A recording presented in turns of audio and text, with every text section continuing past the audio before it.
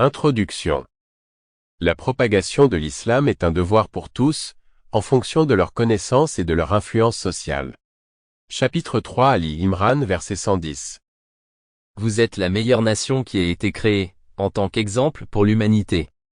Vous ordonnez le convenable et interdisez le blâmable. Par conséquent, ce livre abordera certaines des nobles caractéristiques requises pour qu'un musulman puisse réussir à diffuser correctement le message de l'islam. Adopter des caractéristiques positives conduit à la tranquillité d'esprit. Transmettre des connaissances correctes. En diffusant la connaissance de l'islam au sein de la société, il est essentiel de s'assurer que la bonne connaissance est transmise.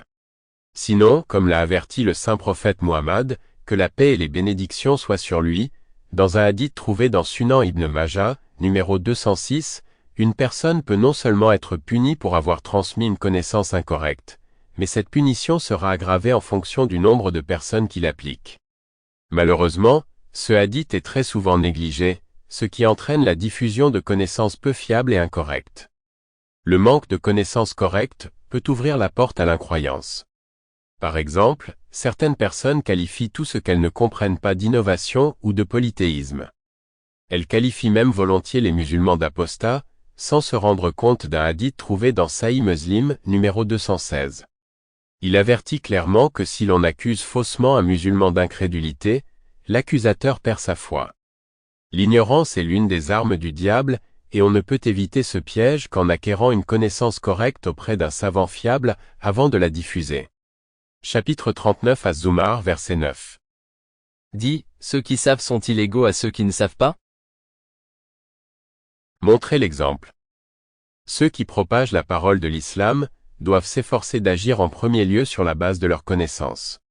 Au premier jour de l'islam, pour assister à une réunion de sciences islamiques, il fallait voyager pendant des jours, mais aujourd'hui, d'innombrables conférences sont disponibles en ligne.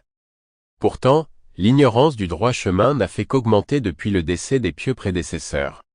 En effet, certains ont acquis des connaissances en mémorisant des versets du Saint-Coran et des hadiths du saint prophète Muhammad, paix et bénédiction d'Allah sur lui, mais ne les ont pas utilisés pour purifier leur caractère.